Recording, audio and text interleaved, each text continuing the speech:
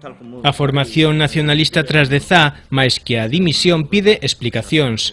A ver, nós o que entendemos, evidentemente, ante esta situación que estamos a denunciar, é que todos os concelleiros que forman parte do goberno actualmente non valen, é dicir, demostraron que non valen. Agora, tamén é verdade que, de algún xeito, chegaron aí, pois, respaldados pola democracia, non?